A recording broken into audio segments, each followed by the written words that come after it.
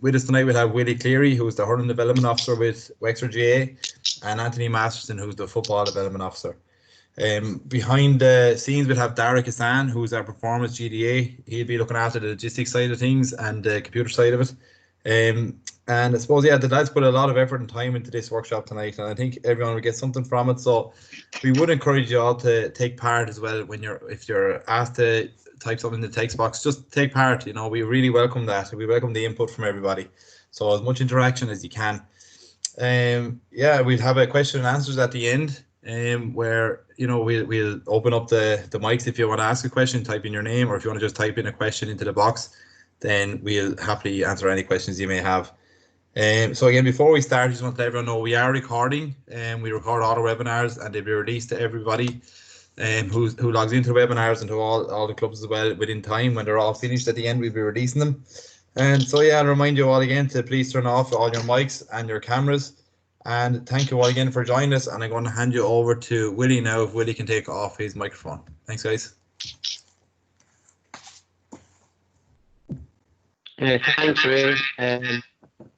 Good evening, everyone, and you're more than welcome to the Wexford GA Coaching the Games, the second webinar, as Ray said. So it's coaching children a best practice.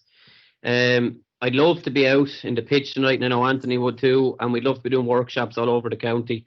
But unfortunately, we've a new era on us, or a new age on us, and we have to make the best of what it is. And this webinar series is actually excellent, and I've actually registered myself to loads of GA ones or different ones around from different sporting backgrounds, and the amount of learning I've done in the last few weeks has been phenomenal in comparison to maybe times that I've been rushing around the place. So we need to use the time wisely to upskill. I suppose I'd start off with the title. It says Coaching Children Best Practice.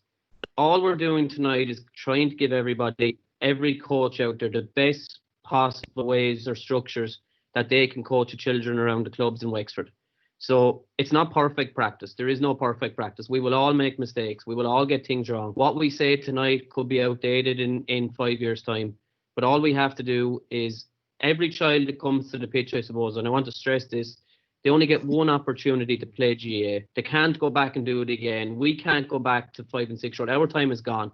So it's up for us to embed a love and the best ways possible, that when the children come to your clubs, that they have the best possible coaching, best possible feeling to the club, best values that are going on in the club, to make it an holistic approach that they spend their lifetime in the club.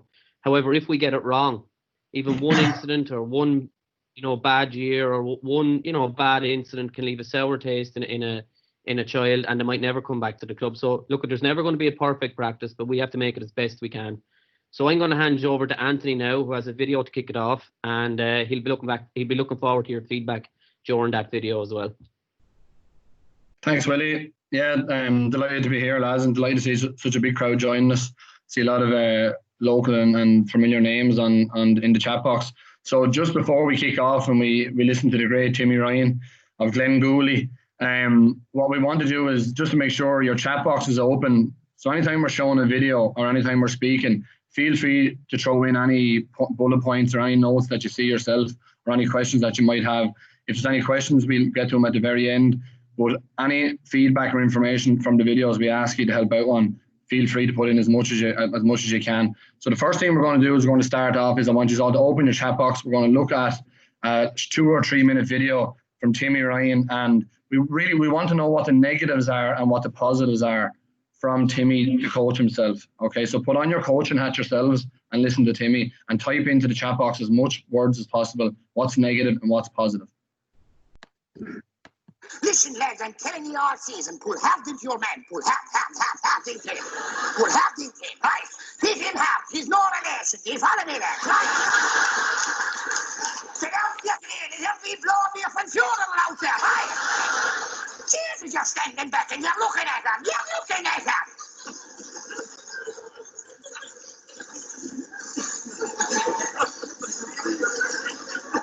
I put a big personal effort in myself this year. I put a big personal effort in myself this year that we were out there in all kinds of conditions. The rain, sleet, snow, the whole thing, and not ton of life, the whole lot. But I'll tell you something, lads. The standard of name calling in this club is absolutely diabolical. Absolutely diabolical, and we train them all winter.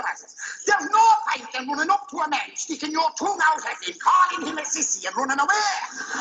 Jesus, that's not name calling. You could have it your man, could have it. Right? Make sure the revelation see you, but he can't hear you. Right? Then you start next. You insult his mother.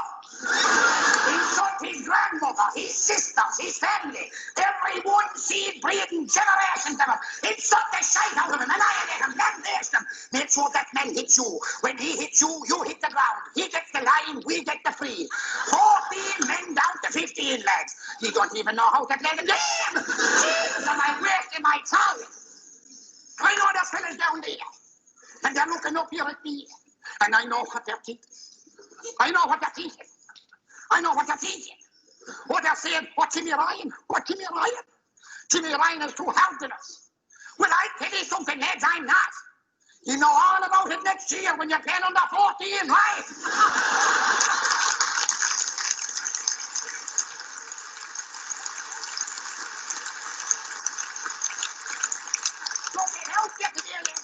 Go out to the day with a bit of fight, a bit of spirit, lads. Go out to the day with a bit of pride of wearing the blue and green and Bengali on your back, lads. Take you that, lads. Go out to the day, lads, and wear off them. Don't be afraid to break holes. There's plenty on the sideline, right?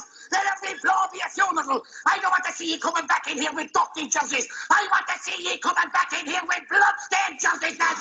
And go out to today, lads, and enjoy yourselves.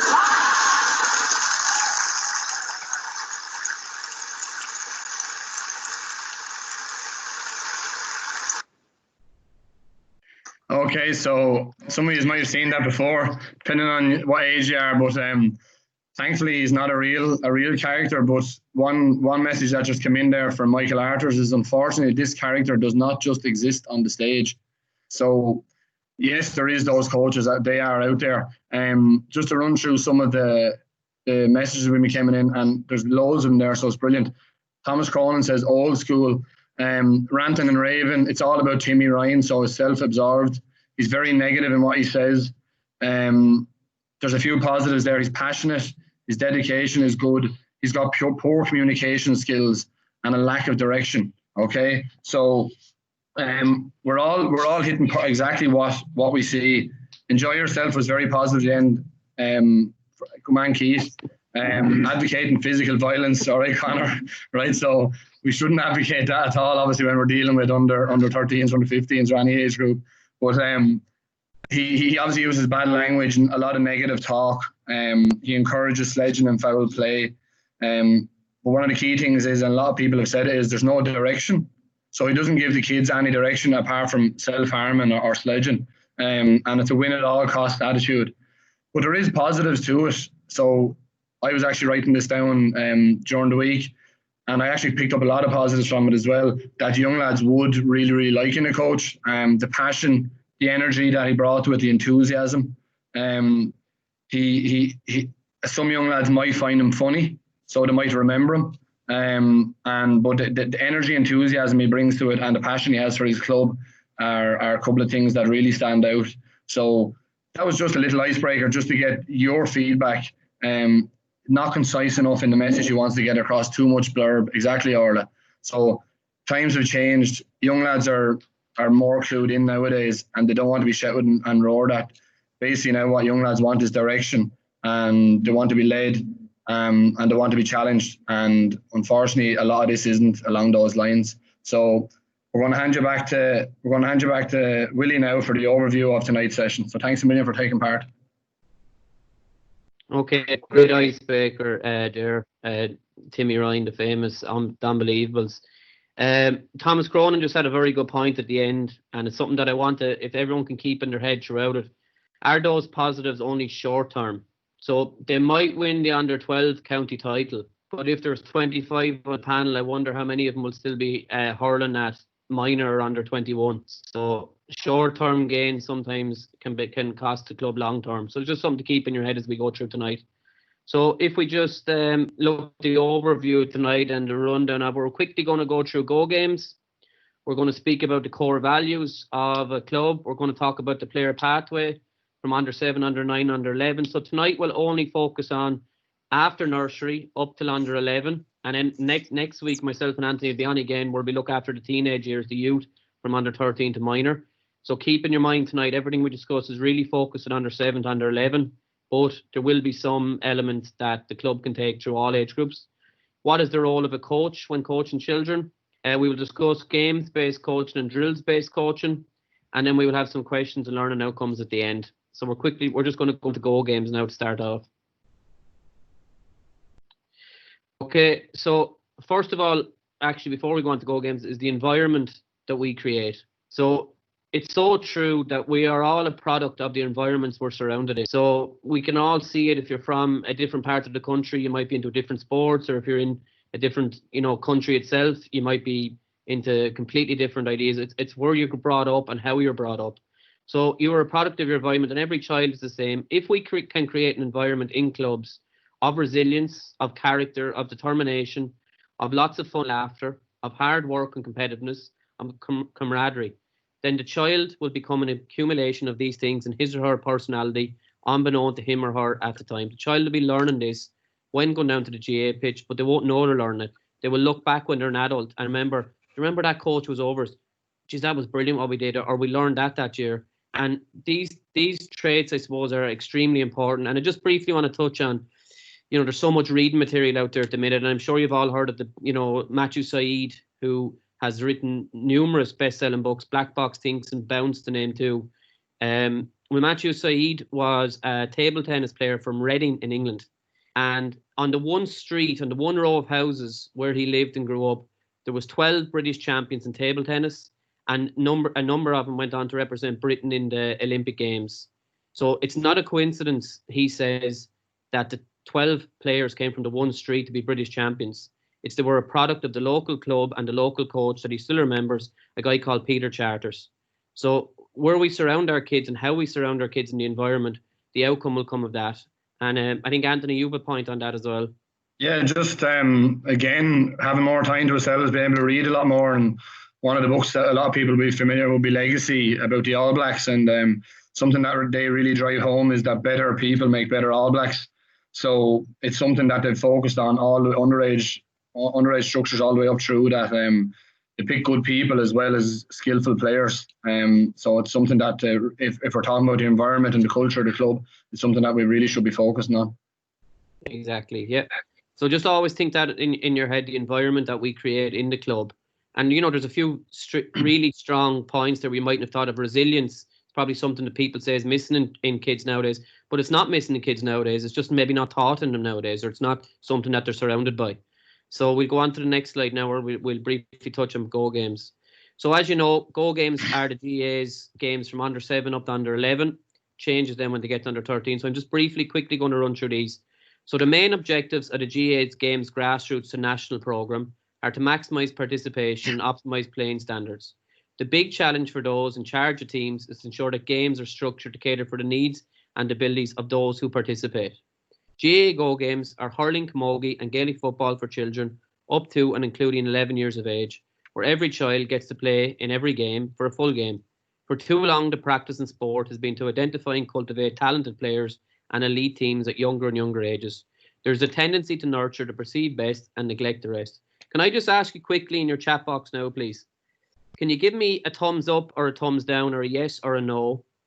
If when you were under 10, it was under 10 probably when we were playing, did the coach over the team play the best players in the best positions every game, and maybe you or other friends like these probably got very little touches and saw very little of the game, but you were happy because you won, even though one player might have ran the whole show? Can you all just give me a thumbs up if that's something you've seen in the past, or a no if it wasn't, if your coach was different? We've lots of yeses coming in, lots of thumbs up coming in. Everybody is yes. No, Podge, good man. Okay, now, that's great, lads. They're still coming. Brilliant. So we've a few no's. Excellent. Not always. Excellent. And the not always, I suppose, can be hit and miss from the coach you had over you. Some people might have been lucky enough to have a coach who had the whole, the long-term view, and some maybe long. But looking at that, there's probably 98% of the people clicking in, 95% of the people are all saying that that's something that we've all experienced, okay?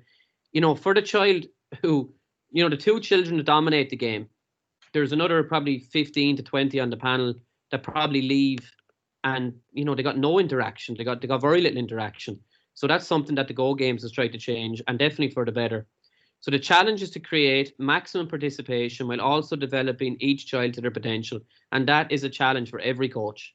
How do we get, when we have a child, 20 children in front of us, you might have 3 or 4 lads that are excellent at what they do, just comes naturally to them. Their parents are big into it. You have a lot of lads in the middle that are learning, and you might have some that are quite weak, or, it's a struggle for them, but we want to keep them involved in the club. And the one point I would say, and it comes on to the next one, is retention of players. The under-8 player that you have now in your club, he might not be the best hurler or footballer you have, but he could be the best club secretary or the best coaching officer the club has ever had in 20 years' time, if the club can keep them. So this is what Go Games tries to do. We put a strong emphasis of development over winning, and we're challenging players. We want to play them in a variety of positions. And this in Wexford Coaching Games, we've signs up all over the county. And one of the signs is praise effort, not talent.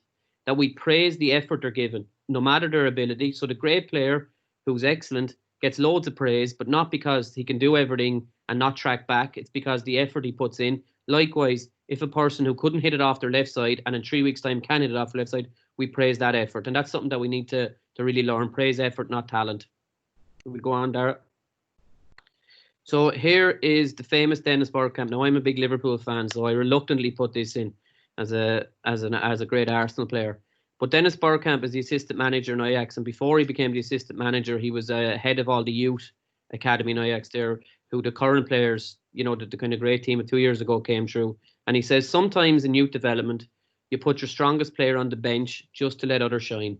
Or you put a right-footed player who can't do anything with his left foot on the left side and force him to use his left foot.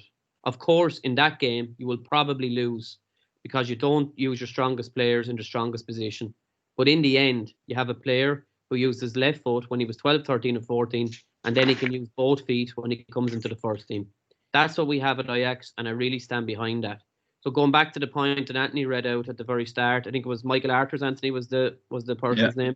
He said, short-term benefit over long-term. Now, Ajax could go out, I'm sure, at under 12 and beat everybody by playing their best players. But in long-term, are we really doing our players, justice? Are we playing our best player cornerback? Are we playing corner forward? Are we giving them a goal? Are we trying players in different positions so they can understand how it works? So instead of being centre back your whole life and giving out to the corner forward for not getting out in front, put him in corner forward, and he might find it harder to get out in front of a cornerback or whatever. So we need to challenge players to really develop them fully in a proper system that you can stand by. All right. So these are the challenges to Go Games, and I suppose we kind of touched on it there when I asked you for your thumbs up. So some coaches might have a win-at-all-cost attitude, so that if they're playing their local parish, or if they're playing a neighbour, or if they're playing any game, they just want to win it. Now, an under-9 that you might have 2 or 3 teams playing, no one will ever ask you, did you win the matches in 3 or 4 years' time? But the first question, I suppose, we're all asked afterwards, did you win? And that's probably a culture we need to get out of, is that when you rush back to mom, dad, or granddad, the first thing he'll ask is, did you win and did you score? Generally. So, I suppose that's where it comes into the kids' heads. Best players playing all the time in key positions. I have been at a lot of underage games, and the manager afterwards say, we give everybody games. We've 20 players and we bring them all on and everyone gets games. But in reality, the best player stays in the best position, and a sub might come on for a minute at the end of a game and they say he played a game. He didn't play the game. He ran in corner forward. And when he's older, he will understand it. Like, that was the meaning. But at the time, he doesn't understand it. Okay, do coaches pick A and B teams, or do we pick mixed ability teams? So if we've 24 players, are we putting out an A team and hammering one team and then losing maybe the B game, or are we putting players in mixed teams of ability? Are all team talks and preparation geared towards the result, a bit like Timmy in the video, or are we focusing on progression of skills, progression of proper attitude? So if you're working on the jab lift or kicking off your left foot, if the players do it really well in the match at half time, that should be your first point of call. Geez, lads, last week in training or for last 2 weeks, we've been working really well on our less dominant foot, and some of you tried it out there and it was brilliant. Okay, so and then I'm going to come on to, just before we go on to the next part, the core values and the player pathway. Could I just ask people in the chat to write down what is a core value? So any word that you think of is a core value. Do you know what I mean? So a club's core value, or a manager's core value, or a core value of a team. So we've honesty coming in. Any other ones? Just quickly, just hammered into the chat.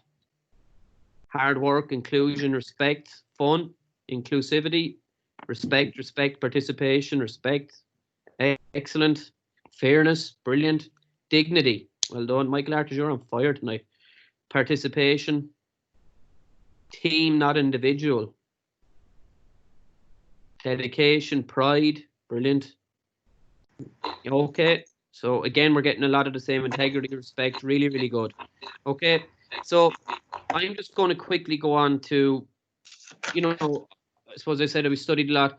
There was a webinar from Shane Keegan 2 or 3 weeks ago who was actually excellent, and he's run a series of podcasts now. They're just phenomenally good, by the way. And he studied Klopp, Pep Guardiola, and Stephen Kenny. So he's a soccer coach, and he studied the three of them in depthly. And he said, no matter what sport I was in, and he's a big Leash GA man as well. And he said, no matter what sport I was in, it all came back. Every manager, so Klopp, Guardiola, Stephen Kenny, or underage, all came back to 4 key ingredients that make any organization, any team, or any club so strong. And I'm just going to briefly touch on them there now. So the core values of your club. If we created these 4 values alone, so there's just 4 values alone, if we could get them into the club, and every club that abide by them. So 1 would be friendships or togetherness. 2 is psychological safety. 3 is confidence. And 4 is learning environment. So it doesn't matter if you're Davy Fitz, Brian Cody, or Mickey Hart, or you are, over and under 17, that if these 4 core values exist within your team and within your club, you'll be a long way to having a successful organization. So if we look at friendships and togetherness, so to make and nurture friendships, these can last a lifetime. I would hazard a guess that an awful lot of us, some of our best friends in life, came from the GA pitch. I would be confident in saying that. I would say that the children love to feel part of something. They want a club, they want the colours, they want a crest. So if you're over Ferns, red and white is their colours. The Ferns crest with the castle is their crest, and a sense of belonging and pride to be part of a place. And ultimately, I suppose, and sometimes it's a bit cheesy, but it's so true to all of us, and we're kind of noticing now when we don't have it, is a second family. The second core value that I would really strongly is psychological safety. So it sounds a bit fancier than it actually is. So do we create a safe environment for the child? Are we allowing our children to make mistakes and try things without any fear? So become better decision makers themselves. So, or are we standing on the line roaring at them? So if they're coming in off the right wing and they're after dummy soloing a lad and they're true on goal, and it's the right thing is to kick it with their left foot, but they're right footed, and they try it with their weaker foot and it skews off wide, and do you give out to them? Why didn't you take that on? Why didn't you cut back onto your strong foot? Or are we trusting them to become better players and make mistakes? And that's where the trust between players and coaches, even at a young age, as long as you're praising their effort and as long as they're giving you effort. The third core value would be confidence. Do we fill our children in our clubs and in our counties with confidence? Do we create an atmosphere of warmth? And we have this great quote here: behind every young child who believes in himself is a parent coach who believes in them first. And that's a fantastic quote. Okay. We probably all remember one teacher or one coach. Actually, I'll ask you to do that. Thumbs up again or a yes. Do you remember one coach or one parent who had a strong influence on you? And does that person still stick in your head to today? Yes is coming in. Thumbs up. That's great to see. Brilliant. They're flying in. So we all remember that one person that instilled the confidence in us. But imagine we had a club that all coaches did it. Okay. And the last core value that we'd love to instill is a learning environment, of course. That when they come, the senior team is not going to be doing the same as the nursery, or the under 13 team isn't going to be doing the same as the under 7s. So we have to get better as we go along, and there has to be improvement, and we have to be learning. So players and coaches are expected to continually develop and improve at their own pace. And the one thing I would touch on there is often we focus only on the players continually developing, and sometimes we don't develop on the coach. Now, I'm sure everyone on this webinar, you're after giving the effort to come onto the webinar that you're on a different spectrum, but we all see the coaches who just don't listen. They remember what they did in the 80s or the 70s or 90s, and that's good enough for them even now. We must create a demanding but fun environment, and we must follow a player pathway.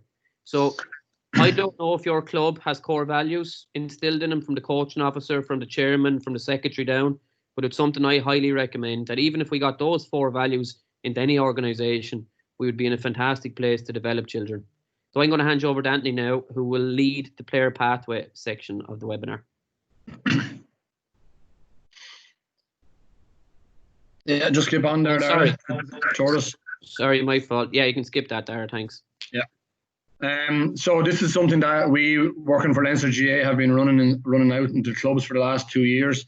So basically, it's a TURAS player pathway. So what it is basically, it's a resource for coaches.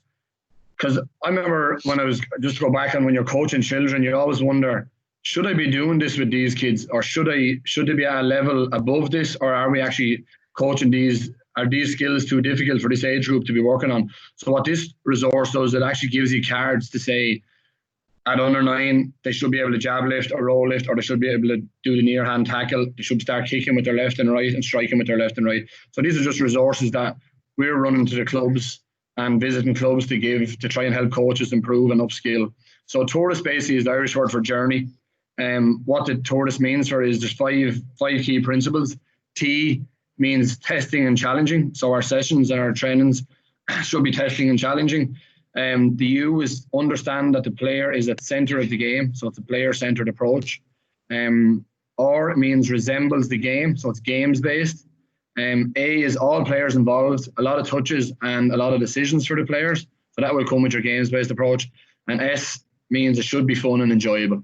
So if we can take, along with what Willie's saying about the core values of the club, if we can take those 5 principles into our sessions, well, it'll make us better as coaches, and it'll make us better players as well. So just skip on to the 5 stages, Dara. So just to run through these quickly, what we're working on tonight is the first 3. So at age 4 to 6, we're looking to learn to master the ball. That's what the kids are looking to do. The emphasis should be about fun and participation, with key emphasis on physical literacy and fundamental movement skills with the ball. Okay, so very basic. Second stage will be learn to use the ball well. So we're getting more comfortable with the ball. Age 7 to 9, major skills learning phase, where all basic skills in football and hurling are learned, and the emphasis on fundamental movements is still there, right? And it always should be. Stage 3, we learn to play together. Emphasis on understanding how to play and work together as a team, and that's up to into our early teens.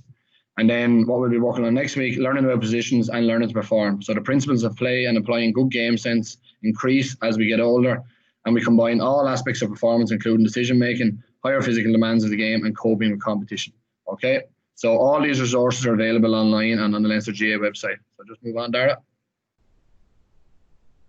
So we won't go through everything on these. As I said, they're available, and they'll be available to see afterwards. Ray's recording this, and he'll be sending this to everybody. So this is something similar to what the TURAS player pathway gives us. If you're over an under 9 team or an under 7 team, or you're working with nursery, again, what should they really be focusing on? So these are just simple cards that allow you to work on the things that you should be, that you're not progressing the kids along a line. So basically, some people might focus on getting the hurling the helmet into the kids, putting gum shields into their mouth, putting the ball in their hands before they can actually have their ABCs learned, or they're able to run, jump and throw. Okay, so at player pathway 4 to 6, we're looking at basic handling, getting to learn how to use the ball, and then all ABCs and RJTs, and little fun court games or part invasion games, what we should be working on. Moving on. 7 to 9, again, just getting more familiar with the ball, starting to use left and right more, and again, the fundamental movements, ABCs, all the agility, balance, coordination, starting to focus more on the jumping, throwing, catching, all those movements. And then we're targeting games again, court games, field games, and then more part invasion games again. Into the next one, Dara. So this is where we start to go after some of the more complex skills. Okay, so we'll be doing a lot of evasion work here. We'll be looking at all the different types of tackling, all the different types of hooking and blocking and hurling, all the different types of striking and kicking and catching. So we need to really go after them all there. Looking at speed and strength and endurance and stamina, as well as our flexibility and coordination. And that's at 10 to 12 years of age. Okay, right there. So moving on to the next part, the role of the coach. So just for another 60 seconds, same as what Willie's been doing, what do you think the role of the coach is? Okay, so I want you to throw in 1 or 2 words into the chat box for the next 60 seconds. What do you think the role of a coach is? All right.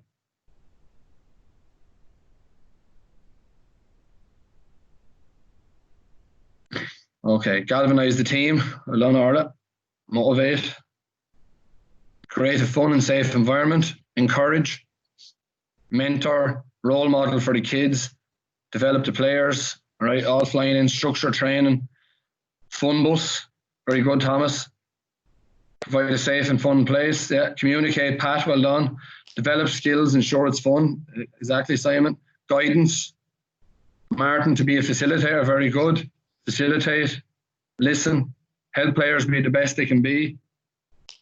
Michael Arthur says all the big words. Well done, Michael. Fair and honest. Facilitate, adjudicate, inspire. Brilliant. Educate, adjudicate. You could have adjudicate as well. Guide. Well done. Okay, guys. So just keep popping them in as you're going along. So a lot of experience here, obviously, and we know what to do. But a lot of times we know it's easy to put all these things down on paper, and then sometimes we go to the pitch and something annoys us, or we get frustrated at something, or we bring our troubles at home to the GA pitch and we end up taking it out on the kids. And hand on heart, we've all been there. I've been there myself.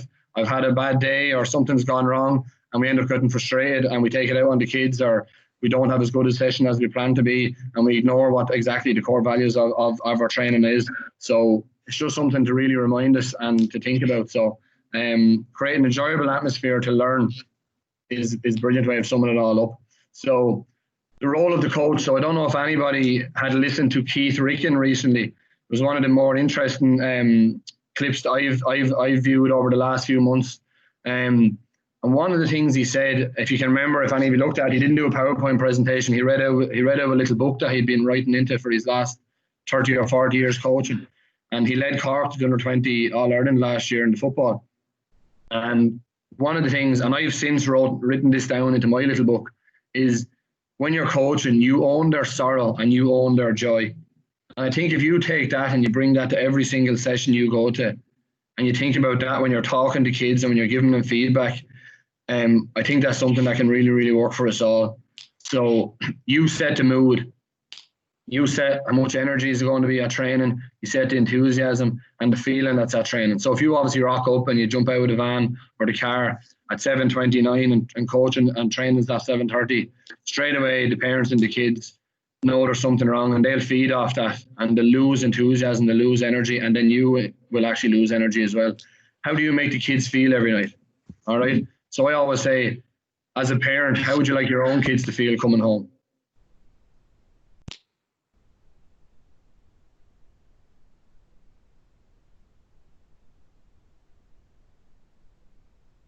Anthony's froze.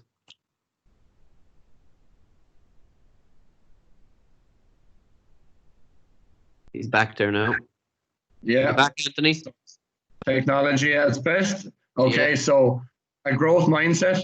So a coach must be willing to constantly upskill. So at the moment, everybody here tonight is here to upskill, here to learn something. In the last couple of weeks, I've done more reading and learning. I know Willie and the lads have as well, because we have more time to do it. Foundation, level 1, level 2, TURAS workshops, online learning, podcasts, books, webinars. Get out there, look at as much as you can, because there's always little tips to be learned off everything. And development. Follow the club player pathway for the age group, what we've just led through the TURAS player pathway. Age appropriate training and a yearly outline of training. So designating periods of the year to work on certain skills. So what we're just saying there is, do you get together with your coaches at the start of the year and say, okay, we're going to block this year off and we're going to work on tackling in the first 6 weeks, all right? And we're going to have a real focus on tackling. then we're going to work on striking, then we're going to work on picking up, then we're going to work on evasion. And can you, at the end of the year, tick off all the age-appropriate training that's advised to you on the TURAS player pathway? Okay, I say a lot of us at the moment, and before we've learned more, wouldn't be able to do that because we're probably just winging it as we go along. Some of the little tips that the lads put together, James Flynn and some of the GPOs put together, done really good work. So we have purple for Wexford. So P is plan, U is upskill, R is read, P is practice different things, L is listen, different podcasts, and E is evaluate yourself and evaluate what you've been doing and how you can get better going forward. Okay, Dara? So again, some of the things that the people sent into the chat box, everything was covered. Organisation, all right? Booking pitches. How many times have any of us rocked up to a pitch and there's a match going on and now you have to do the warm-up behind the goal, or you have to set up and the kids are getting distracted by looking at the match? Just all you need to do is make a phone call and see, maybe you could have started training 20 minutes later. Planning your training sessions in advance. Right? Kids will feed off if they know that you haven't planned your training session. They'll feed off it. But if you have a training session that's going from one step to another, that's when intensity increases, and that's when they'll really, really enjoy it. Timekeeping. So arrive 20, 30 minutes for training. Have a voice, use good language. So command the stage or command the kids. Have a good tone, and does what you say make sense to the child? So again, put yourself in the child's shoes. Or if you're using big terminology, some of the kids could be looking at you going, what is this lad saying? We don't understand it. Okay. Appearance. Can you get home from working in an office or being on the farm? Can you get home, or even in the back of the van, throw on a club tracksuit or a club jumper onto you 5 minutes before you go out to set up for training? Self-evaluate is one of the things that's very, very important. And a lot of us would have only started using in the last couple of years. Was that a good session? Right? Did I achieve my aims of my session? What went well for me? What could be done better? Can I ask anyone for advice or help? So can I stick my neck out and say, God, I know this fella now, and he's over a big team in Wexford, he's over a big team in Wicklow or Cork or Kerry. Can I go and approach him? And you'll actually find a lot of top level coaches have been in the exact same position yourself, so they'll be really eager and mad to help you out. And am I bringing quality or just a lot of quantity? Is it fun? And the main thing is, are the players enjoying it? Okay, thanks, Dara. So really, go into the next stage with games-based coaching. Yeah, just quick before. If you had 24 players for under 9 training, how many balls should you have? How many slitters should you have, or football should you have? 24 players. How many slitters do you think you should have? Type it into the box. Or footballs.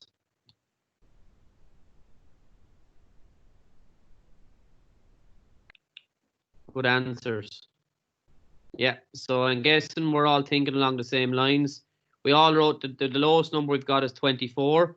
Some people have wrote 30 and so on.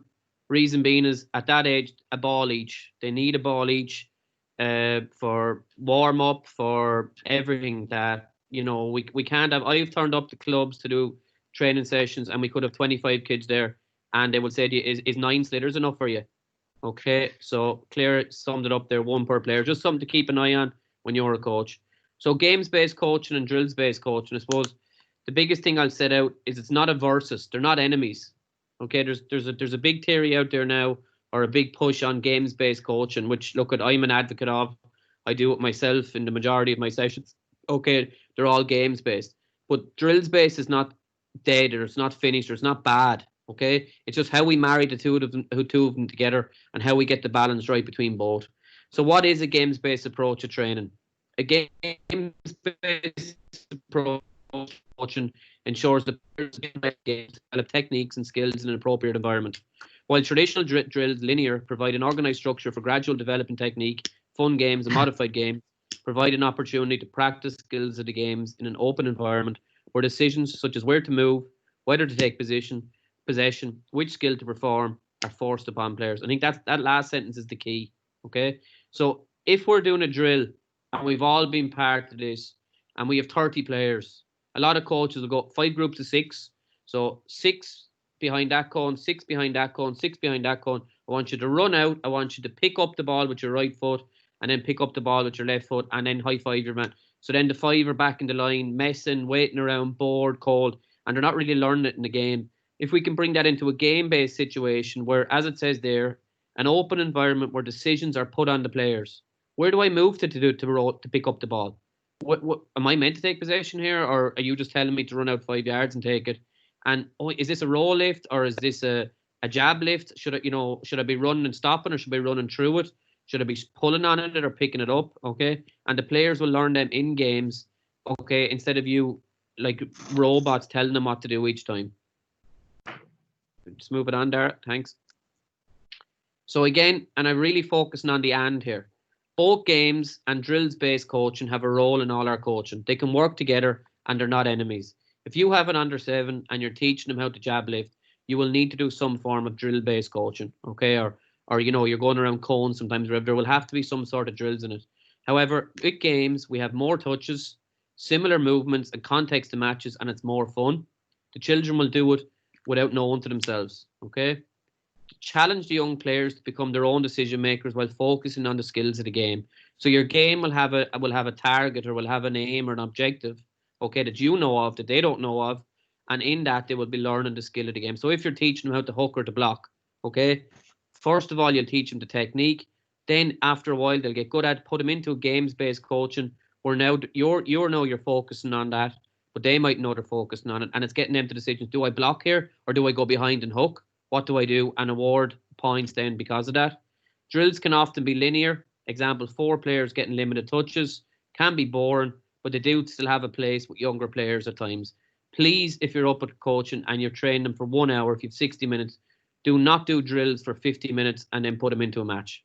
Okay? You will lose the interest of them. So you need to learn the balance between drills, games-based, and actually matches itself. Okay? Thanks, Dara. So station coaching.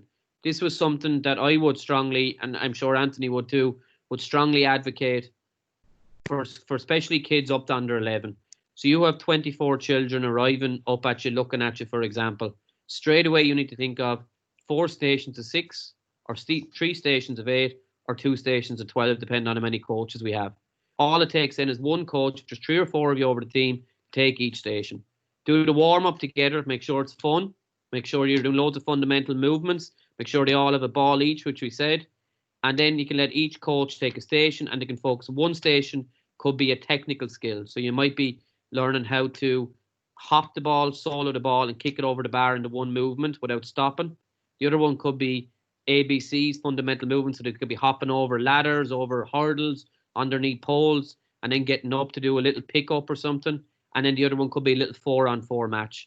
But if you have all 24 of them together, straight away you're like, how am I going to control these? Then you go back to what we were taught when we were kids, which is drills, and they don't get enough touches or contact or match situations. By having one coach with each station designated around, the session will go fast. And literally all it takes then is maybe one coach to lead it, and every 10 to 15 minutes move them on. And then the hour will fly by and they'll have covered everything. And it also allows a coach to work with a group in a close proximity. So if you're working with 6 players, it's easy to spot and fix as we use in coaching. Instead of if you're working with 24 players, it's harder to stop training to spot and fix. So I'd really, really stress station coaching. Just on that, Willie, can I come in there? Yeah, of course. Just a question that's always put to us about how, if you're over an under 11 team, you might have 5 or 6 really, really strong players who actually be good enough to play with your under 13 team. And when they're at under 11 training, they're a step above everybody else. So this is a way, obviously, of keeping the testing and challenging for them, and then obviously keeping the testing and challenging for the next level of kids down. So you can put the 6 of them into a group, and they're all doing the exact same training as everybody else, but they're working at their pace, and then the next level are working at thetheir pace, and maybe then the 9-year-olds who have just come up, they're working at their pace as well. And then you can progress. If someone is doing really well, let's say in the B group, as a coach, you know who's in the different categories, you can progress them up into it. So it's just a way of splitting up the kids without actually splitting them up, if you know what I mean. So it's definitely a good way of doing that as well. Yeah, and just to touch on what Anthony said, if you look at the All Blacks don't do the 8th grade coaches underage anymore. It's all done by weight and size. So if you're 12 stone and you're 6 foot at 12, they don't put them with the 5 stone 5 foot or 12-year-old, because it just doesn't make any sense. So here's a way to group them by size, by age. So if we're over an under 9 team, one person could be born in January and be 9, and then you could have another child who's 7 and is not 8 till December. So there's effectively 23 months between them, and yet they're in the same age group. But just on the questions, Thomas has come in there. He said, does a coach stay with the station, or the group stays with the station, Thomas? So you will look after that sort of game or that drill for the night, and the players will move to you. That's what I'd recommend. And how do you keep all children trained involved in a games-based approach? Again, Paul, going back to our station coaching, if we have 3 groups of 8, everything's done. 8 of them are all doing ABCs. Fundamentally, you might have 3 different kind of obstacle courses set up with funds in it. They all have a ball each, maybe doing shooting down at the other end, and then they're in a match 4v4. And after 50 minutes, they move on. So that's how you keep them all interacted. So Dara, we'll go on to the next one, block training versus random practice. So I'm going to credit Damien Quigley from Ratneuro with this. Damien is a fantastic coach. He's a Leinster tutor, and we're lucky to have him in Wexford. Well, Damien did a presentation for Leinster 2 weeks ago, I think it was, and it kind of really opened all our eyes. And I think he only learned it the last year or two himself. He works with the under 7s in the club, and he came up with a term, block training versus random practice. So he says, in block training, we're focusing on one specific aim consistently. So I've done the example there of a jab lift. So sometimes we give them a ball each, and we're going to put them down the spot. How many jab lifts can you get in 60 seconds? Okay. So they'll stand on the same spot. So they'll pick it, drop it, pick it, drop it. In a match, this never happens. So when they pick it, they drop it. They won't do that in a match. So they first of all need to encourage to take their 4 steps. And generally, they need to be moving on to it. So he was doing this with the club, and they all had the technical skill perfect. But when it came to a match, he was looking at them and he said, they're not getting it. Like, you know, they're getting what's happening. So he realized they're being pushed off it. They're after being asked to do it at different speeds, that there's hurls coming in underneath the jab lift. So how do we do it? So he said, okay, so we changed it up. So we teach him the technical skill. We practice that for a while through block training, but then we move him on to what he called as random practice. So he said you mix them all up together. So you ask a child to do a jab lift, then do a roll lift, then maybe strike all into one game or exercise, so that they have to make the decision, is it time to jab lift now? So if you're running and you're running through it, it's a jab lift. If you have to run up to it, stop and turn, it's a roll lift. And then when do you strike? And by asking to do that, he found it was more game-like, and it allowed the child to decide, should I jab lift here or roll lift? Then when I get the child to take their steps automatically without you having to tell them, and then there has to be an outcome, which is the score. So if you just set up a simple drill like that, after they have the technical skills, it transfers way better to when they're actually playing matches. So we'll just move it on. And we just have a small clip here of games-based coaching in hurling.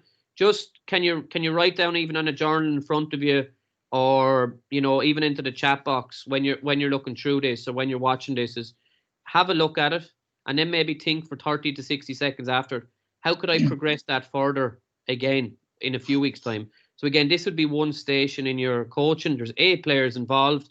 You're using a square in the pitch, and the aim of it will be explained through the video. So thanks, Dara. This is a fun game to practice striking from the hand. Mark out a grid approximately 40 meters by 20 meters using cones.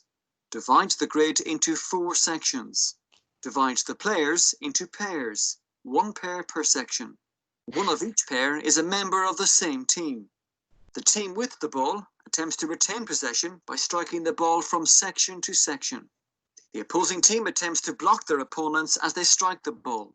If the strike is blocked, that team gains possession. If the strike is successful, that team must be allowed to retain possession. Continue the drill for a set period of time. The team that retains the ball for the greatest number of passes in sequence is the winner. Okay, so if we just quickly look at that video, that's 10-year-old under 11 team doing that, 8 players doing it. So if you look at their footwork, okay, if you look at their movement and their decision making, it's all on the player. No coach can instruct us. If they win it and there's somebody on them, they need, do I go left, do I go right? Often when we're teaching striking, we would have put them into drills. So 1v1, 30 yards apart, hit it right, hit it left. We'll do that for 10 minutes and they get bored. Here's a game that we can do that coaches striking, first touch, tackling, and blocking, if you notice, was rewarded. When they got a block in and they blocked the ball down, the team automatically had to give him possession back. Hooking, team play, looking up, finding my man. Dara, can you just quickly play a few seconds of that again? Because if you just forget about the hurling side of it now, just look at their footwork and decision making. Fun game to practice striking from the hand. Just look at their feet and their decision making. Approximately 40 metres by 20 metres using cones. Divide the grid into 4 sections. Divide the players into pairs, 1 pair per section. One of each pair is a member of the same team. The team with the ball attempts to retain possession by striking the ball from section to section. The opposing team attempts to block their opponents as they strike the ball. If the strike is blocked, that team gains possession. If the strike is successful, that team must be allowed to retain possession. Now, if you look at here, look at the footwork, decision making. The team that retains the ball So, for the spinning, going on to his left, is the winner. Okay, so it's all in that, all in the game. And if you do a drill, none of that comes into it. Okay, so if I could just ask you quickly before I hand you back to Anthony, is how could you progress that further and make that even a little bit more harder for them, more difficult for them? If you just write quickly in there, 60 seconds, and we'll hand you on to Anthony then. How could you make that a little bit more difficult or challenging? Smaller squares, yeah. So the size, thinking straight away, you're thinking of size, bigger, smaller squares. 2-on-1, exactly. Okay, maybe you're only allowed to hit off your less dominant side. Time each team. Very good. How many? Very good, Avril. 2 slitters going. Loads of touches, loads of students flying all around. Excellent, Michael. Put in more balls. 2 balls, excellent. You're all thinking along the same way. Introduce a player call for a pass. Really good call. Okay. You could put in a goal at the end. So, you know, if when every team has got, when every player's got 1 touch, now they can shoot. You can put a pole down or up 2 poles down, shoot over the bar, so you have an outcome of a score. Include an extra player, maybe a joker player. Tackle on receiving the pass. Must strike left. Next one right. Very good. Freeze the play. Exactly. Freeze time and discuss what they're doing. And make sure, just really, really important one that we would have learned a few years ago up with Ger O'Connor, both myself and Anthony, is when you freeze the play, don't tell them the answer. Get them to tell you the answer. Okay, how could we make this better? What could you have done there? And straight away they'll know, I shouldn't have gone on to my stronger side there. It was easier on that side, but I just need to get better at it. Yeah, but if you get better, that'll become easier, and straight away they're improving from it. That's excellent. Thanks very much. I'm going to pass you to Anthony now for the football games based. Yeah, so first thing we're going to look at here, again, in the chat box, we're going to look at very, very simple 80 or 90 seconds. This is just a coach down in Limerick. And we're going to look at 90-second warm-up here, just a simple warm-up idea for under 10s, under 9s. Okay, Dara? In the chat box, put in what they're working on in this warm-up. Take off the bib there, lads. Take it off, yeah. Go, take it off. Okay, you're great. It's called change now, lads. So now, you're going to watch what's happening behind you and what's around you. There's watches, there's something, and I can take it off as well. I can come along and take it off. That's right, Darren. So why, Darren, I have my eye on you. Okay, get your hand. Get it. You ready? Read the square. Everybody's on. Last person that wins. Just head over there to your coach. Or we might just sign this there. Go to your coach there. So, are you ready? Set. Go! Let's go!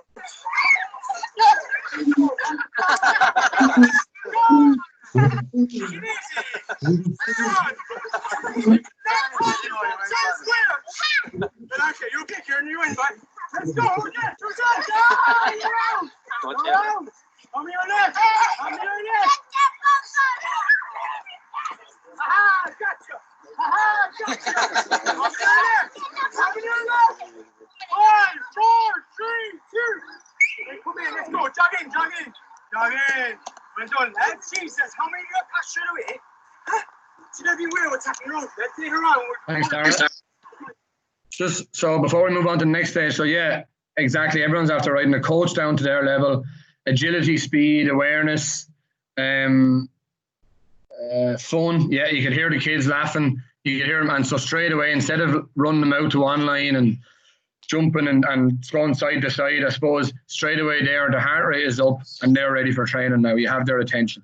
Okay, so what we're going to look at now is what would we want to see ourselves as a coach, right? So we were trawling trawling different things and seeing what different coaches could be get out there and what videos. There's actually very little videos online of coaches with underage, but this was what we felt was exceptional coaching, how we spoke to the kids and how we laid out the session. So the first clip is a couple of minutes long. So again, what do you think is happening and what do you think as a coach he's doing with the kids? All right, let's go there. Just throw it into the box, chat box. How many ever can you dispossess? You're trying to get the balls off, just knock them away as you can. The last group knocked none away, so we have to try and get well these one or two if we can. All right, you ready? Are we steady? Go! Let's go! Well done. Go for it. Well done. Well done. Well done. You're gone, John. You're gone. You're gone. Well done. Excellent. Go Jack. Well done. Stop. Okay. What I'm doing here, I'm just leaving the game rolling. So you'll see what I'm doing. Okay, well done. Let's get up. You're on the board. You moved away. Well done. Listen, you're gone. You're gone. You're gone. You're gone. You're all right, don't worry, but you're going to check me. Okay, let's go. Let's go. Let's go. Okay, so James, come here. Gareth, come up here. Gareth, come up here. Gareth the ball, yeah? Gareth the ball. So you want to knock the ball in the hand. Okay, fair enough. What hand do I knock the ball over it? Four. Okay. This one. This one. Okay. Okay, so very good. You're telling me I use my near hand.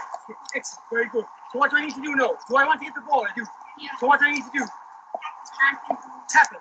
Yeah, tap it. Tap it away, look. Tap it away. Tap the ball.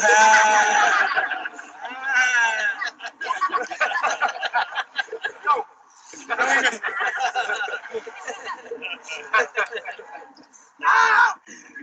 Got 10 going. Well done. Now, Dara, today we're going to practice near hand tackle.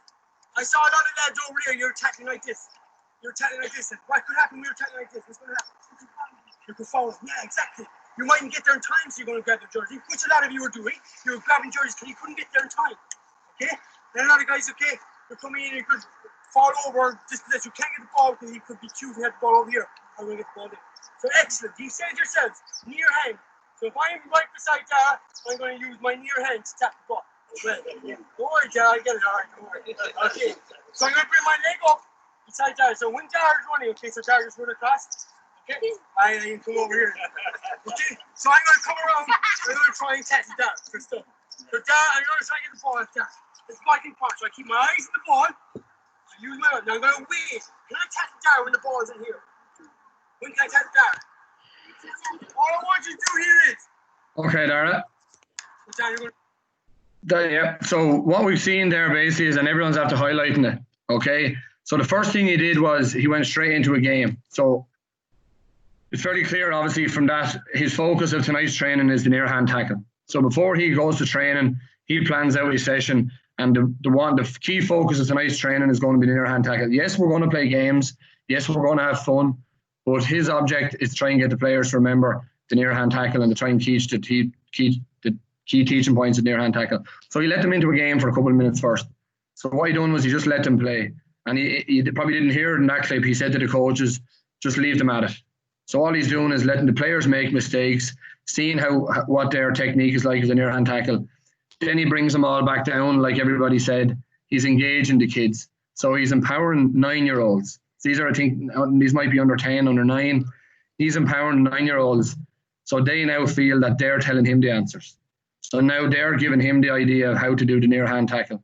So he's doing the introduction, the demonstration. He's doing all the key teaching points, the head, hands, and feet. So he is breaking it down as a skill and teaching them how to do it. So what he's going to do now, obviously, then is he is going to just click it on for another few seconds, Dara. And show him. Okay, so we talk about drills, and Willie talks about drills and how important they are. And here's the key point. This is when a drill is important. When you're trying to enforce the key learning points, when you're trying to demonstrate. And this can be used from underage all the way up to adults. Well done. Next group, Patrick. Keep your eye on the ball. So again, there's only 4 behind the cone. They're working in pairs, so they're going every second time. Keep your eye on the ball.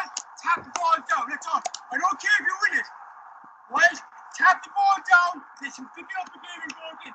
Are you ready? Are you steady? Off we go. Well done. Give it back to me. That's it. Well done. Don't stop. Don't stop, Dan. Well done. Okay, Dara, you can skip on to the next one, Dara, and just pause it for a second. Make sure you wait. Yeah. On to the next clip. Okay, so before we start this, so what the coach has done, just to re-emphasize, he's went into a game after his fun warm-up. He's went into a game. He has seen that there's interventions to be had, so he's fixing the skill. Okay, so he's bringing the kids in, he's introducing it, he's demonstrating it, and then he's executing and attending. So he's letting the kids practice it.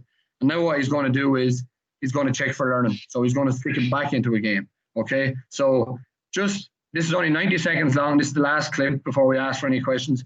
Again, the feedback has been brilliant. Just Mick has put in he's using the TGFU method, teaching games for understanding. Okay, but it's his terminology and how he spoke to the kids and how he engaged the kids, got that understanding. So again, the last 90 seconds, put in what you see here in the next 90 seconds. Okay, thanks, Dara. Hand, wait to hit the ball out bounce here, so tap the ball and hit your ball. That's what you're focusing. Okay? Are you ready? Let's go! Let's rock and roll! Let's roll! You can't do it right! Your hand, Jack. You get in check. That's better, that's better. That's better. Right? You push you out. Use your near hand, use your near hand. Let's go. Other hand out, other hand, go near hand. You gotta go to your hand. Use your near hand, guys. Let's go. That's better. Here we go. Yeah, let's go. Here we go. 1-0, no butt. Let's go. This ball. Support. And again, near hand tackle. Remember that. Let's go. That's good. 1 on. No big ball. Let's go. Oh, looky, Mike. Watch the team. Near hand. Good stop. Near hand. Here we go. Well done. Watch near hand tackle. Support. Let's go, Steve. That's it. Well done. You get it. Well done. Steve. Hand pass and look it down. Put it down. That's good space. Hit it in. Good ball. Well done. That's it. Well done. Excellent. Well done. That's it. Pick it up. Near hand tackle. Use near hand. Excellent. Good stop. Well done. Near hand tackle. That's a great ball. Right now. Okay. Let's rock and roll.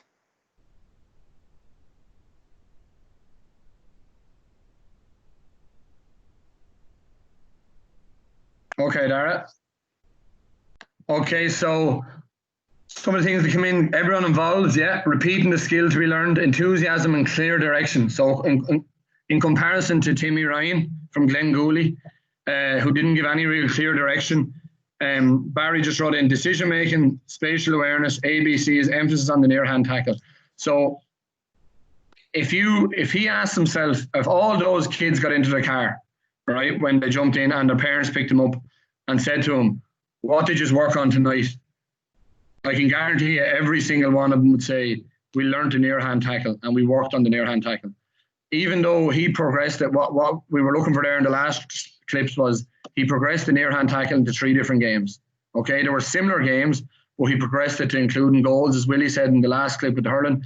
He changed the game around, he just included goals, but always the emphasis was on the near hand tackle. So how would we make that competitive? Give them a score for the near hand tackle. All right, give them a score. Yes, they're soloing the ball, they're kicking, they're catching, their evasion is all there, they're passing, their teamwork, but their near hand tackle is there. So when he comes to the match on Saturday and he's able to say to the boys, lads, what do we work on during the week and what do we want to practice in the match today? They should all be able to say to him, the near hand tackle. So if the referee gives a free, he'll be able to say to the young lad at half time, what did you do wrong to give away the free? And the young lad will say, I went with the wrong hand, I pushed him in the back. What will you do the next time? I'll try go with the near hand. Okay, and that's what we all see as really, really good positive coaching, and that's a learning environment. Anthony, can I just jump in there for 10 seconds? Yeah. Just to go back on, remember the slide we had from Damien Quigley where it was block training versus random practice. So the block training is the near hand tackle. Okay, so the two of them going out and the other person slapping in with the near hand, that's block training. So we're teaching the technical skill, but to come on until the random practice. So when he brought it in, we could now see that the near hand tackle was being used when we were tackling, but there was also soloing, taking your 4 steps, hopping, hand passing, foot passing. Okay, so and they only had to use the near hand tackle when it was available in a match, the same as they will do when they go out and play a match at the weekend. Okay, and there was one instance, there was a boy in a blue t-shirt, and he was swinging at him, and he kind of swung at him with his far hand, his strong hand, his dominant hand, his right hand, which a lot of them will do, and straight away that's when block training changes to random practice, because if they were doing block training, he would do the near hand the whole time. But when it became into a match and random practice, it changed, and he had to decide what to do, and he went back to old habits, the same as a lot of us do. Okay, so that's the ideal example of how we transfer block practice into random practice. That's it. Yeah, so that sums it up there. So I'll move on to the last one, Dara, Willie. Yeah, we just have a summary. So first of all, we'd like to thank you from myself and Anthony's point of view. It's kind of a new way of coaching for all of us, and we see over 100 people logged on a Wednesday night. It's fantastic. So the summary was, and we hope you got out of it, is go games. There's going to be a little test here at the end, by the way, so be ready. What are the core values of your club? Okay. Does your club have core values? I'd be surprised. It'd be interesting to hear if you did have core values. Player pathway. Do you know your club's player pathway? Has it been given to you? Is there a presentation start of the year from the coaching officer or the chairman showing you what the player pathway is and what we want you to achieve? Do you understand the difference between games-based coaching and drills-based coaching and how to set up a session? Now, question time. If you get this, Anthony's going to give you all a brand new O'Neill's football from his locker. Okay. What was Keith Rickens' phrase? Who can type into the box first? Keith Rickens' phase, and you can't go back through the slides if you took photos of them. Stop looking at your phone. Anyone remember Keith Rickens' phrase? Who's the first one going to be in? The first one in. Karina. Oh, Karina. That Karina Shield from Rosslare. Yeah. James Shield must have told you that or texted you that. Wesley's in. Michael Arthurs is in. Yeah. And I just wanted to test you on that because it's so important that remember when they face you that their night and their next hour and their next few days depends on your mood. And if you come bouncing like that football coach was, you will own their joy. But if you come dour, not planned, kind of in a bad mood or anything, you will own their sorrow. So make sure when you go down there, before you start every session, will I own their sorrow or will I own their joy? Look, good from myself and Anthony. Thanks very much. I'll let Anthony, if you want to say a few things, and we'll take questions then in the end. But really, really, thanks for engaging. Yeah, just thanks a million, guys. It's been brilliant. Obviously, it's something that we haven't been doing a lot before. We're more used to being out and about. The last thing I'll finish up with saying before, if there's anyone has any questions, Conor Roach wants to know where we collect the balls. Go down to the office and make sure park, but might be closed. Yeah. I want to say, if you're an under-9 coach, this is something that I learned a few years ago, and I wrote it down. If you're an under-9 coach, I want you to imagine that you're driving the bus. Right, you're driving a bus and all your kids are on the bus. So let's say you've got 30 under-9s, if you're very lucky. You've got 30 under-9s and you're driving that bus and you have them for 2 years. Your job as the bus driver is to drop all those kids off at the under-11 station. So maybe you might go ahead with them again at under-11, but there could be a new coach or a new parent ready to take them on to the next level. Your job is to get them from under-9, all 30 kids, and drop them off at the under-11 and have the core values of the club instilled and have their talent level increase to where you want them to be and where you set out 2 years before that. So if you can get all those 30 kids loving you, all right, really, really loving your coach and love you as a person, right, and really want to play for you and enjoy going training, well, you've done a really, really good job as a coach. Good stuff, Anthony, Willie. I just want to come in there for a quick second. So look, I just want to thank Willie and Anthony on behalf of the coaching staff in Wexford. I think that was a really, really good webinar. I think the information is key in it, and Dara behind the scenes, I think, there's a lot of work goes on behind the scenes with this, and Dara been excellent last week and this week in that. Well done to all of you for putting on this workshop tonight in the webinar. And also, I have to say to everyone who engaged tonight, the engagement was super. It really was. Like, you never know when these things start. When you ask a question, will people engage? But do you know what? I kind of wish I was a kid again and I was playing games and learning the games again with a lot of the coaches that are in this group. Like, the knowledge here and there is fantastic. I think the future is bright for Gaelic games in our counties and in our country, when you can see people, they're really thinking about coaching now. They're thinking about games-based coaching. They're thinking about the child-centered approach. That's huge for our games, and the game is growing from strength to strength because of you people. So for me, I just think it's really given me a huge lift tonight seeing that. It's great, the interaction, and really thank you all for that. We are going to stay on the line for a few minutes. If people have to go, that's no problem. But if anyone has any questions, we have 4 or 5 minutes there, a little bit longer to ask a few questions. Type them into the chat box, or if you want to open up your mic, type in your name. And again, this was recorded, so we'll send it out to all the people. But if you have any questions after we finished, you can contact any member of our coaching office. Our emails are on the website, or send me an email. No problem at all, guys. So again, thanks, Willie, Dara, and Anthony. Excellent presentation, and we're wide open for any questions. All right.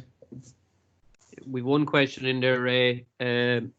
Just go back up. Thomas Cronin asked, what are the lads' opinion on the traffic light system of grouping kids by their ability? The one thing I would say, Thomas, is I come from a teaching background, and we do it in class. You know, if I'm teaching maths, I would split the class into 3 or 4 stations of their ability. Now, I suppose the biggest thing I would say to you is how you do it, okay?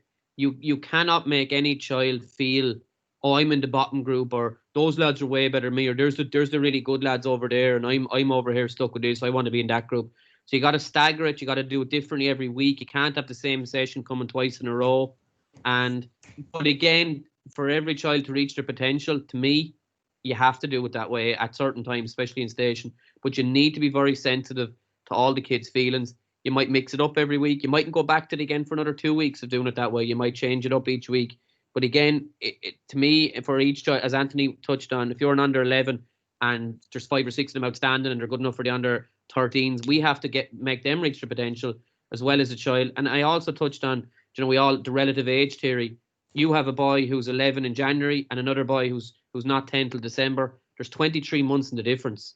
So, whether you group them under 10, under 11, I don't know, but I would be an advocate of it, but I would recommend you to be so sensitive and so well worded with the kids when they're doing it, and not to do it consistently week on week, the exact same stuff. Anthony? I think it's something that I've used myself over the years, and traffic lights is a great analogy. I've done it with, you have to pre-plan, so and one thing that I've actually done as well is I've included a parent in the conversation, so it mightn't have been, and there has been 1 or 2 parents weren't overly happy, but I explained as a coach what I was trying to do, that I was trying to develop the players, and I felt that if they mixed with in the small sided games with all the really good players, then he or she didn't get any touches of the ball for the whole night. So I try to match them up with the level of players that they had, so then they came out of that session getting as maximum touches of the ball as possible. So just Willie, I leave you the question on the right hand dominant hurl, and I'll just go to the one above it from Porrick. So Porrick says, any suggestions on how to get chaps to do a bit now at home during the current situation? Okay, so the cliche obviously is there's loads of challenges online, but one thing we're finding is you have to have a personal touch. So you have to have a personal, I don't know how you can open up a line of communication, whether you can do it on Microsoft Teams, or if your club has its own private Facebook Live group or something like that, get the kids online. Something that we demonstrated last week to the GPOs in Leinster was you can do live sessions online, but have a prize, give them something to aim for. Don't just put up a competition and say, right lads, who can strike the ball off the wall the most in 60 seconds? Get the parents to send in the video, and we'll make sure there's a winner at the end of it, because they'll want to know who won the prize or who didn't. So make sure that there's something there for them, and then move on to the next challenge. Don't dwell on it so much. Yeah, that's perfect from Anthony. Just on the question there, I just saw there, Liam Griffin was in on the webinar tonight. Top class, some great interesting points. It just goes to show you a man who managed Wexford to an All-Ireland in the 70s still has a growth mindset. He's still looking at how we go about coaching kids in Wexford, just kind of a lesson for all of us. Stephen Turl, you asked, some kids are right hand dominant but hold her left hand. Should we try to change them? Yes, 100%. Okay, massive pet peeve of mine. I would have a system when you teach them at the very, very start where they put the hurl on the ground.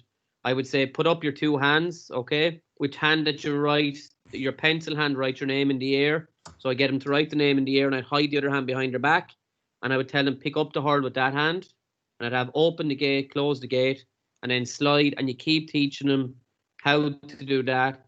If they're still at it 3 or 4 years after you kind of repeatedly doing that, you still need to keep at them.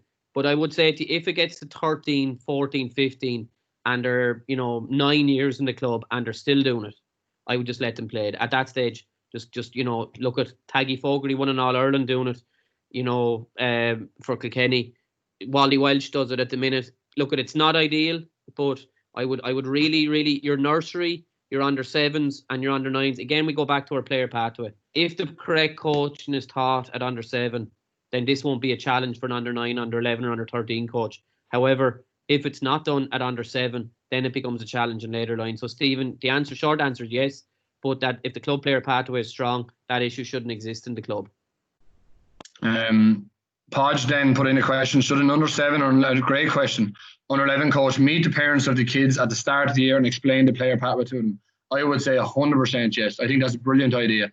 One thing that I found with working with the development squads over the last few years is since we started to meet the parents at the start of the year and explain what basically their son or daughter is going to go through for the year, you get the parents on board. You get the parents on board straight away. If you have a core value of a club, whether it's you're going to give everybody the same game time, or you're going to just go out to enjoy and make sure everyone gets a learning experience, and you're not going to concentrate on winning games, if you explain that to the parents, you should have 99% of them on board, okay? And maybe you might never ever get 100%. You might have someone that's set in their ways, but without a doubt, Podge, I would sit the parents down.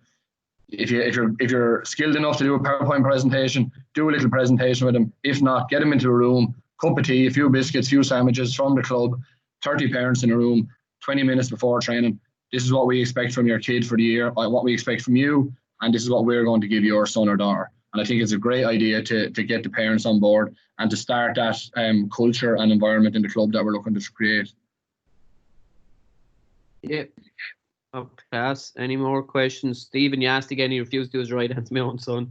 Stephen, the only way I'd go about it then, if you keep at him, is show him videos of his heroes. Show him repeatedly clips. So if it's Lee Chin, that he's using his right hand. If it's, Seamus Callanan, he's using his right hand on top, and, coax him that way. After that, I don't really know, unless he might have a treat. So if he does it right, you give him a chocolate bar or something. But I don't think the health police will be too friendly about that with me. Any more questions, lads? You want to show them into the group or the mic? I think, Willie, we might leave it there. I think I know Stephen's children as well. I might have coached them, well able to hit the ball. I'm not taking responsibility for holding the wrong hand. he's well able to strike the ball. He's sitting beside me, Ray. Oh yeah, he's the right one. Rocket fast. Hi. How are you now? You hurling away? He's doing a bit, Ray. Yeah. Good man, Stephen. We have the rebounder out, and he's hurling away. Good man, that's what you want. You're well able to hurl. So look, guys. I think we might leave it there for tonight. If anyone has any further questions, you can contact myself. Actually, just one last one in, right? We'll deal with the last one. If anyone has any questions after this, we can just send me an email, or any lads an email. We'd be more than happy to help. So, Anthony, this one's you. That's the teacher one. That's for the teacher. No way. It's for the troublesome 9-year-old who was. That's you. Oh, I was the troublesome 9-year-old, yeah. How do you deal with a troublesome, or I want to do my own thing, kid under 9? It's a very good question. I think everyone's experienced it, and whether we've actually got the right answer or not is another thing. Off the top of my head, how do you deal with it? You have to involve the right people in the club. You have to, if he's really, really troublesome, you have to involve the coaching officer in your club. You have to involve the child liaison officer. You have to maybe talk to their parents first. I would obviously have a quiet word with the kid himself, as you would with anyone else. I wouldn't single him out or bring him into a room on his own, but I would have a couple of words with the kid without using bad language, and just explain to him that we're all in this together and you want him to carry on the same as everybody else. And then if that doesn't happen, you have to involve the parent and invite the parent to observe, is what I would say then, because invite the parent to observe and look for their feedback. And if he's really out there giving a lot of trouble, well, then the parent will get involved and have sympathy with you. Really? Yeah, no, look, I agree with Anne. It's not easy if you have a troublesome kid, maybe his parents aren't into it, maybe he's coming up himself, you don't know the background. So first of all, I'd always say get to know the player, They're people first, and get to know where they're coming from home. You don't know what's going on there, and then ask for club support. So you bring in your coaching officer, bring in the county staff, ask can we help in some way, and go about it that way. But look, it's not an easy one, but there are methods around to getting around to it. Yep. All right, guys. There's one more there from Michael Arthurs. It's about an observation. Does the GA have any well-produced videos of top stars demonstrating skills of the game or clips from the games? I think anyone on Twitter will probably see Kieran Kilkenny at the moment, and other players at the moment, and most coaching the games development staff, especially throughout Leinster, we will be putting up skills videos of staff doing the skills, of kids doing the skills, and yeah, so there is plenty of resources out there. I think in terms of any specific place you go find them, I'm not really sure. Do any of the lads, do you want to join in there? Or do you know any specific place apart from Twitter for me? No, bar YouTube, Ray. There'll be an awful lot of clips done on YouTube and stuff, but it mightn't be specific. It might just be TJ Reid being brilliant for 4 minutes. It mightn't actually be kind of TJ Reid hook, and you won't find that. I suppose, Mihal come in there with learning.ga.e. That would be more so drills and games and videos. Yeah, there would be some of that, and there is some skills challenges and stuff in that, but it's actually something that we were even saying that we were trying to get clips for this. It's something that we probably let ourselves down in the GA. We don't have many videos of training sessions or matches broken down, and it's probably something that we could look at and build, that they would always be there as a resource going forward. Yep, absolutely, guys. So look, thanks very much again for your interaction tonight. It was a really enjoyable webinar. I'm sure the two lads enjoyed it as well, and Dara on the mechanics of it all. So well done, lads. And this again was recorded. It'll be sent out to everybody. We'll probably wait until these 5 in the series are finished, and we'll send them all out then. If anyone wants it in the meantime, just send me a request and we'll go from there. So thanks again, guys, for all your work, to the two lads and to Dara, and to all you for interacting. See you soon. Thank you. Thanks, lads. Well done.